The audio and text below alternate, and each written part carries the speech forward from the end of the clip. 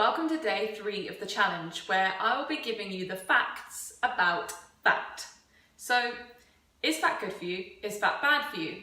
If I eat fat, does it mean I gain fat? Are low fat products better than full fat products? And how much fat is too much fat? I'm here to help answer all of these questions for you and to make it simple.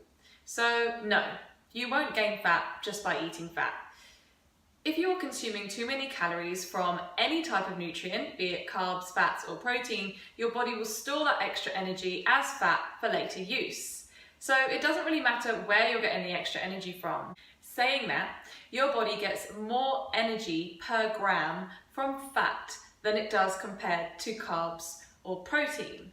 So this is why our diet needs to primarily be made up of carbs, then proteins, and then fats. So a smaller percentage of your diet should be made up of fats because it is a much higher energy source. This is why you'll see from the challenge guide that I recommend just having one thumb-sized portion of fat with each meal. Again, it's just a guide and somewhere to start. So what does dietary fat actually do?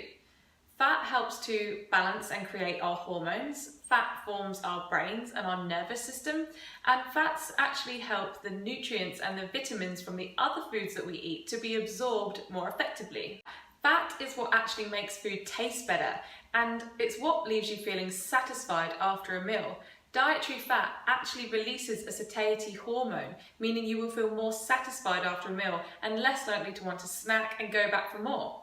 So should I be buying the low fat options or the full fat options?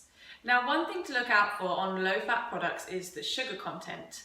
Now, because they are taking the fat out of the product, which is what makes it taste good, and also creates the texture of some foods, they need to replace it with something else. So food companies will replace the fat with chemicals to create the texture of fat and sugar to create the taste.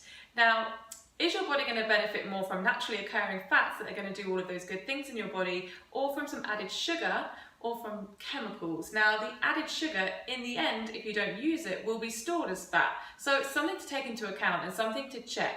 Next time you go food shopping, just check the sugar content in the low fat product compared to the full fat. Is saturated fat bad for you? Saturated fat is a naturally occurring fat, so our bodies know what to do with it. And some of the fatty acids found in those foods are actually essential to our health. For example, omega-3 and omega-6 can't actually be made by our bodies. We need to get it from dietary fat. So if you are consuming the right amount of fat for your body and it's from a good natural source, then no, saturated fat isn't bad for you. So which type of fats are bad for our health? Fats found in highly processed foods, so fats teamed with high sugar or simple carbohydrates, are the ones we want to try and avoid. These types of fats are usually hydrogenated, which is an artificially created fat. Its chemical structure is different, so the way that it folds and coils in our body isn't the same as saturated fat. Our bodies don't really know what to do with it because it isn't naturally occurring. So the way that it compacts inside our body actually affects our blood circulation. Now, the reason why these types of fats exist is because they actually prolong the shelf life of food. I'm not saying we should never eat processed foods, because a life without cake is not a life I want to lead. I just think that by building this basic nutritional knowledge for yourself will help you to make these lifestyle changes so you never have to follow a diet or meal plan again. Your task for today is to post a picture of one of your meals or your snack that contains healthy fats. And yes, dark chocolate counts as a source of healthy fats. I can't wait to see your pictures later, and I'll see you again tomorrow for day 4.